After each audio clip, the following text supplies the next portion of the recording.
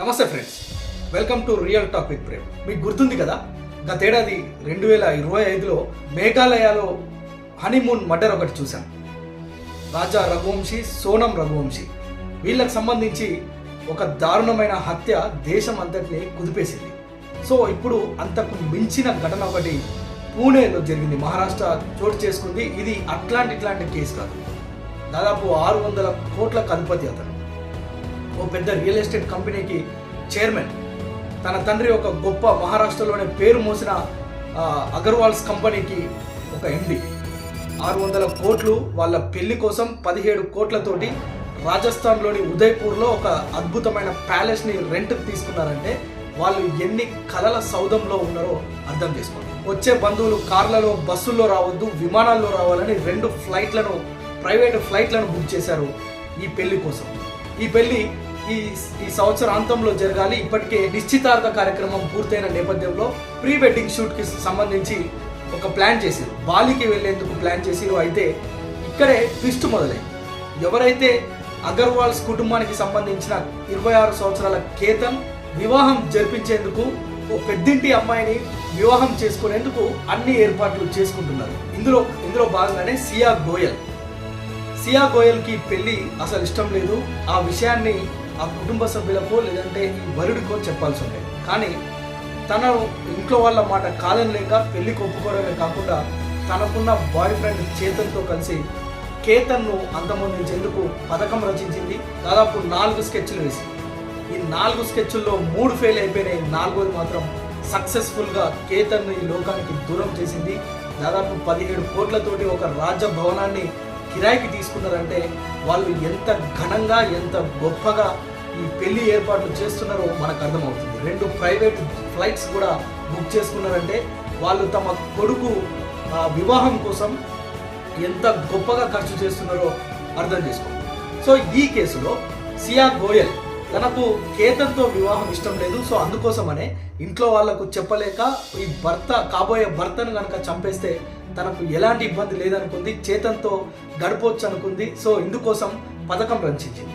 ఇందుకోసం మొట్టమొదటగా వీళ్ళు బాలికి వెళ్ళాలి ప్రీ వెడ్డింగ్ షూట్ కోసం. సో బాలికి వెళ్ళే క్రమంలో ఫ్లైట్ ఎక్కేందుకు ఎయిర్పోర్ట్కి వెళ్ళారు. ఆ క్రమంలో కేతన్కి సంబంధించిన పాస్పోర్ట్ మాయమైంది.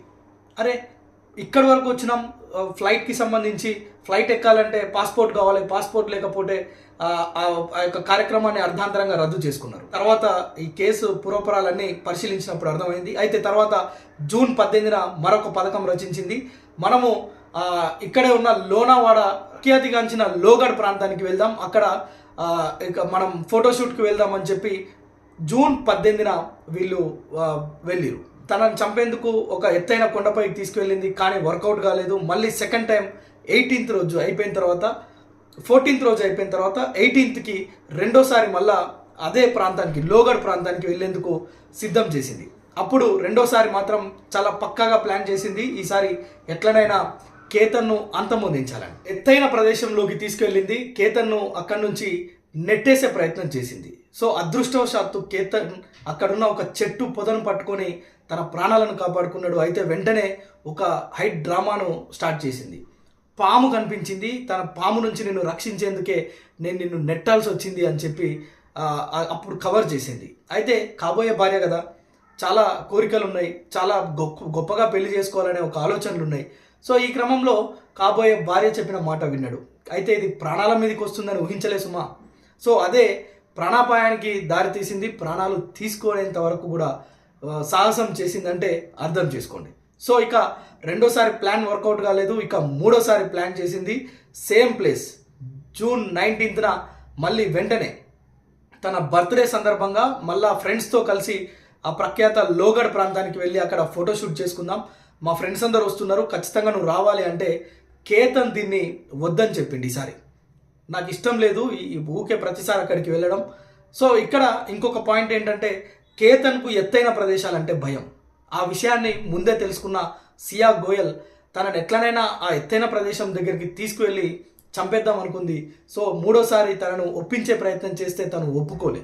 ఎట్టి పరిస్థితుల్లో నేను రాను అంటే కేతన్ తల్లికి ఫోన్ చేసి, అత్తయ్య నేను నా బర్త్డేకి కేతన్తో కలిసి లోగడ్కి వెళ్దాం అనుకుంటున్నాం, తను రానంటుండు అంటే వెంటనే తను కొడుకుకు నచ్చజెప్పి కాబోయే